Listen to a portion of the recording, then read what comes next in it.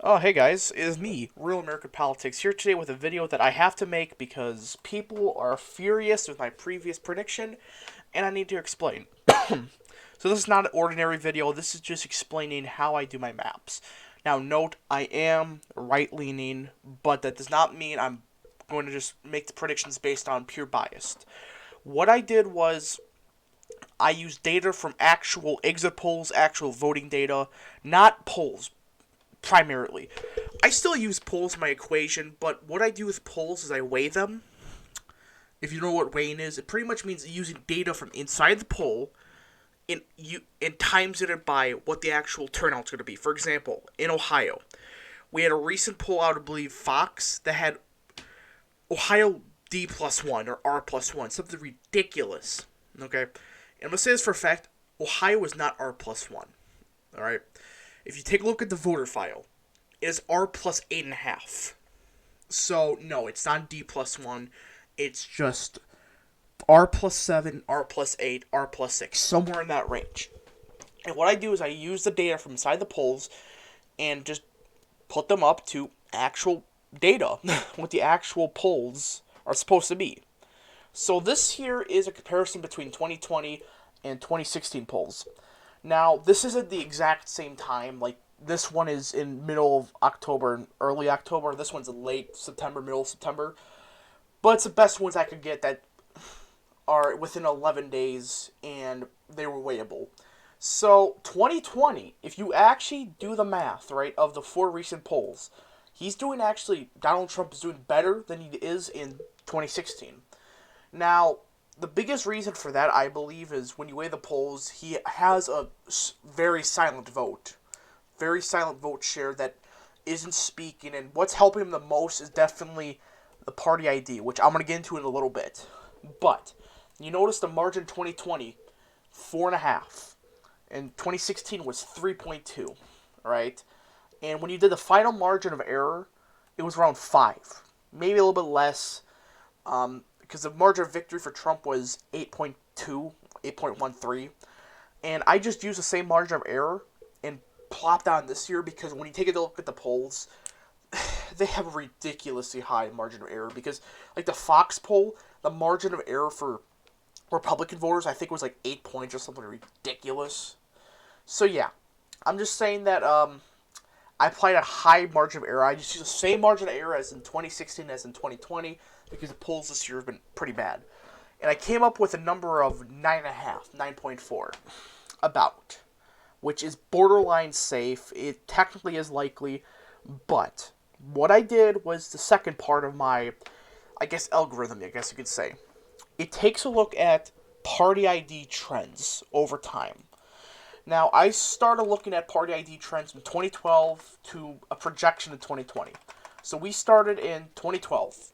Ohio was D plus 7 party ID about. That's according to exit polls. 2016, it flipped to R plus 3. Then 2018, it went to R plus 5. And remember, that's a blue wave year. It got redder in the midterms. That is hard to believe. And that is a big reason why I put Ohio as R plus 8. But the biggest reason I did put it as R plus 8 is very simple. Take a look at the voter file. Look up People's Pundit. He talks about this, and Ohio's voter file is R plus 8.5. So I just rounded down to R plus 8. So, really, it is R plus 8, not R plus 2 or R plus 1, D plus 1. It's R plus 8 party identification based on trends alone. Alright?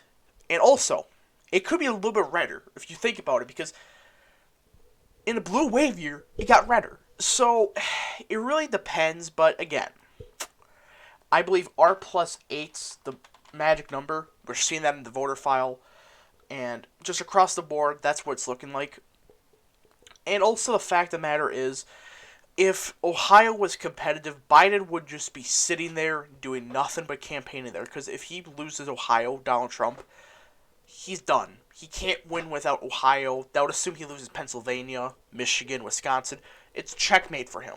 He would just be sleeping in Ohio and Pennsylvania. That's it.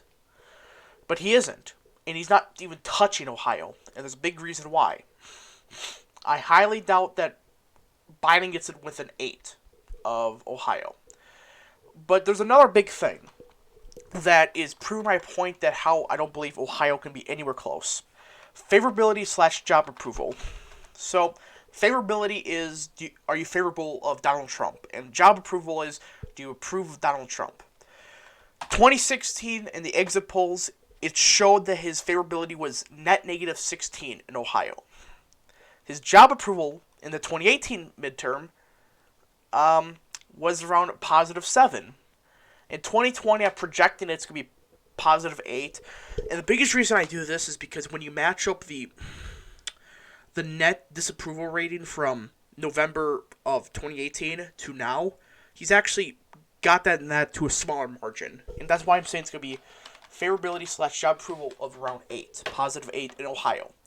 And when all this is done, you basically say that Trump wins the state probably by 9.5 to 10 when you do all of this, because you get a little bit of cross appeal to people that don't like him, but just don't like Biden more. Because if you approve the president, you're going to vote for him. And that's a big thing you need to realize. If 53% of Ohio approves Donald Trump, that's what it's estimated to be about, he's for sure going to get around 51% of the vote. That's what I'm saying.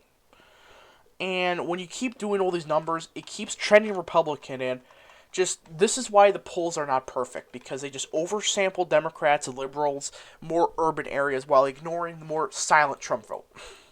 And again, like I said, Trump's in a better situation than he was in 2016 right now in Ohio.